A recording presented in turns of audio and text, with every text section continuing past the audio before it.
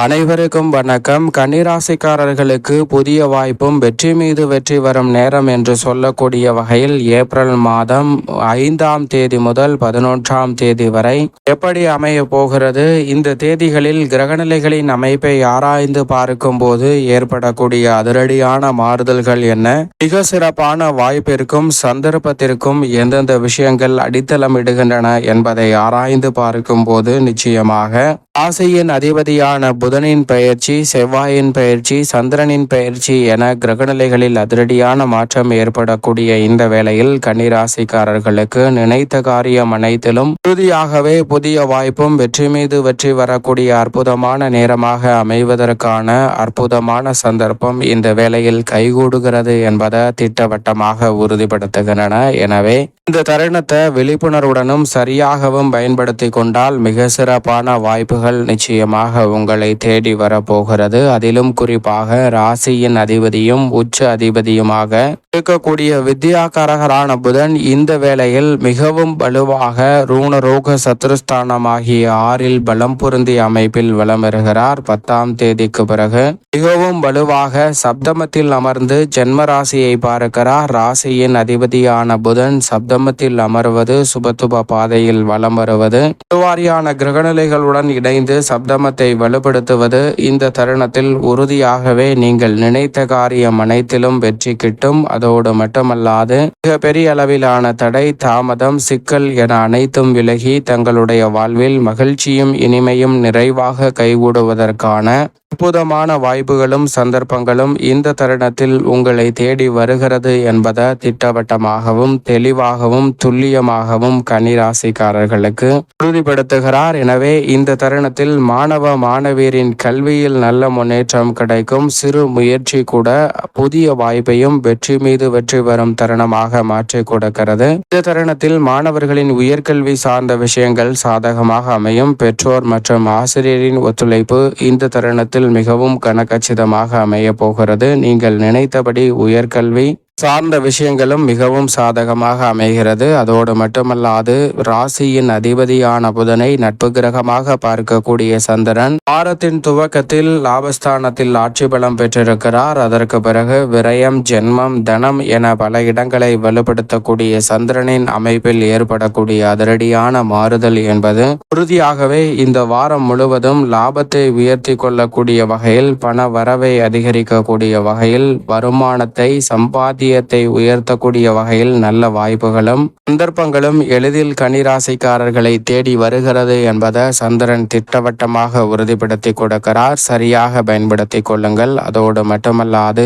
இந்த வேளையில் முழு சுபகிரகமாக இருக்கக்கூடிய குரு பகவான் 9ஆம் இடம் என்று சொல்லக்கூடிய பாக்கியஸ்தானத்தில் அதீத பலத்துடன் பலம் வருகிறார். 9இல் குரு என்று சொன்னாலே உச்சபட்ச நன்மையும் வளர்ச்சியும் நன்மையும் நிறைவாக கிடைப்பதற்கான அற்புதமான யோக வாய்ப்புகள் தேடி வரும். அந்த வகையில் பார்க்கும்போது குரு பகவான் 9இல் சஞ்சரிப்பது மட்டுமல்லாது குரு பார்க்கின் கோடி நன்மை என்று சொல்லக்கூடிய வகையில் குருவின் சுப பார்வை ஜென்மராசிக்கு கிடைப்பதால் இந்த தருணத்தில் நிச்சயமாக பொருளாதார ரீதியான நெருக்கடிகள், கடன் சார்ந்த தொல்லைகள், பண பற்றாக்குறை போன்ற அனைத்துமே உறுதியாக கட்டுக்குள் வருங்க. நீங்கள் எதிர்பார்க்கிறபடி நன்மை நிறைந்த வாய்ப்புகளும் சந்தர்ப்பமும் உண்டு.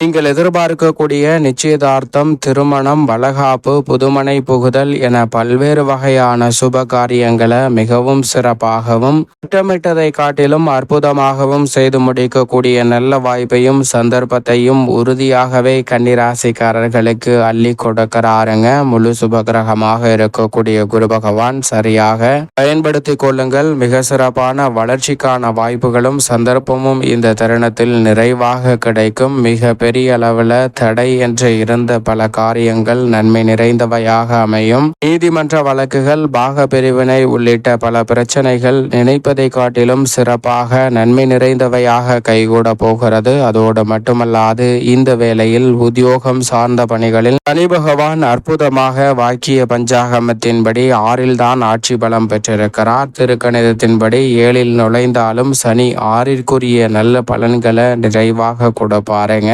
எனவே இந்த தருணத்தில் இரட்டை தன்மையை வெளிப்படுத்தக்கூடிய சனியின் அமைப்பால் உறுதியாகவே சிக்கல் எதுவும் இல்லை. ஏனென்றால் ராசியின் அதிபதியான புதனை அவர் நட்பு கிரகமாக பார்க்கிறார். எனவே இந்த சந்தர்ப்பத்தை உறுதியாகவே கன்னிராசிக்காரர்கள் பயன்படுத்திக் கொள்ளுங்கள். எனவே சனி பகவானின் அமைப்பால் அலைச்சல் குறையும். மனதிற்கு உற்சாகத்தை அளிக்கக்கூடிய வகையில் உங்களுடைய சிறு முயற்சி கூட புதிய வாய்ப்பையும் வெற்றி மீது வெற்றி வரும் தருணம் என்று சொல்லக்கூடிய வகையில் பல நன்மை நிறைந்த சந்தர்ப்பங்களை எளிதில் உருவாக்கி கொடுக்கின்றன. திருப்தியும் மனநிறைவும் பெறக்கூடிய வகையில் உத்தியோகம் சார்ந்த பணிகள் அமையும். தொழில்துறை வியாபாரத்துறை சார்ந்த பணிகளில் மிக பெரிய அளவிலான நெருக்கடிகள் சிக்கல்கள் முற்றிலுமாக விலகி முன்னேற்றமும் வளர்ச்சியும் உறுதியாக கிடைக்கக்கூடிய வகையில் மிக சிறப்பான வாய்ப்புகளும் சந்தர்ப்பங்களும் இந்த தருணத்தில் எளிதில் உங்களை தேடி வருகிறது. நல்ல பல காரியங்களை இந்த தருணத்தில் திறன்பட செய்வதோடு மிக சிறப்பான வளர்ச்சிக்கான வாய்ப்புகளை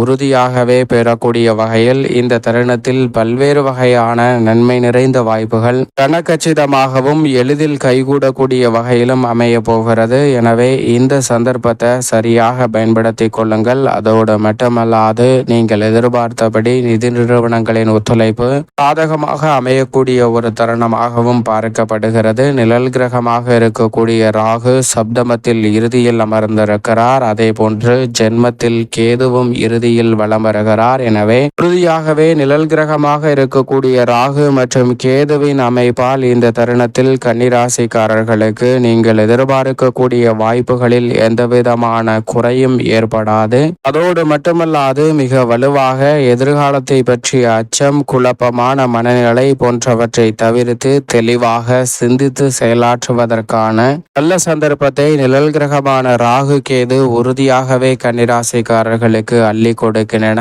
மேலும் மங்களகாரகன் என்று அழைக்கக்கூடிய செவ்வாய் கர்மத்தில் இருந்து லாபஸ்தானத்திற்குள் 7ஆம் தேதி முதல் நுழைகிறார். பூமிகாரகன் மங்களகாரகன் என்று அழைக்கக்கூடிய செவ்வாய் லாபஸ்தானத்திற்கு வருவது நீங்கள் நினைப்பதை காட்டிலும் இந்த தருணத்தில் கடன்களை அடைத்து புதிய அசையும் அசையா சொத்துக்களை வாங்கக்கூடிய முயற்சியில் எளிதில் வெற்றி பெறுவதற்கான நல்ல வாய்ப்பும் சந்தர்ப்பமும் உங்களை தேடி வருகிறது. மிக பெரிய அளவிலான காரிய தடைகள் சிக்கல்கள் போன்றவற்றை விலக்கி முன்னேற்றத்தையும் வளர்ச்சியையும் நிறைவாக சந்திக்கக்கூடிய வாய்ப்பு இந்த தருணத்தில் உங்களை தேடி வருகிறது. கால்நடை வளர்ப்பு போன்றவற்றிலும் அபிவிருத்தி காணக்கூடிய ஒரு இனிமையான தருணமாக அமைகிறது. அதோடு மட்டுமல்லாது இந்த வேளையில் மிக வலுவாக சூரியன் எதிர்பார்ப்புகளை பூர்த்தி செய்யும் சப்தமஸ்தானத்தில் வீற்றிருக்கிறாருங்க.